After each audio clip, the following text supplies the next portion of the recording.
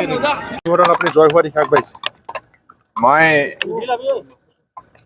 ডিব্ৰুগড় লোকসভা সমষ্টিৰ ৰাইজক আন্তৰিকতাৰে শ্ৰদ্ধা আৰু কৃতজ্ঞতা জ্ঞাপন কৰিছোঁ। তেখেতসকলেই এই গোটেইখিনি সম্ভৱ কৰি তুলিছে আৰু বৰ্তমান আপোনালোকে সকলোৱে জানে যে দেশত মাননীয় প্ৰধানমন্ত্ৰী নৰেন্দ্ৰ মোদী ডাঙৰীয়াৰ নেতৃত্বত যোৱা 10 বছৰে যিমানবিলাক উন্নয়নমূলক কাম হ'ল তাৰ বাবে দেশৰ সকলো শ্ৰেণীৰ ৰাইজ উপকৃত হ'ল।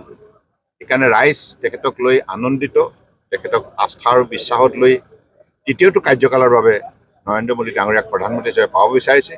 সেইবাবে এই দেশতেই এইবাৰ ভাৰতীয় জনতা পাৰ্টীক আন্তৰিকতাৰে আঁকোৱালি লৈছে আৰু বিজেপি নেতৃত্বাধীন NDA আমাৰ গঠবন্ধনক সকলো ঠাইতে সঁহাৰি জনাইছে।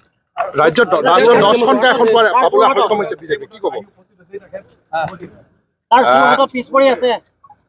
শুনক, এটা কথা, এতিয়াও ভোট গণনা চলি আছে, গতিকে শেষ হোৱা নাই। এক সময়লৈকে আপোনাৰ ধৈৰ্য ধৰিব লাগিব।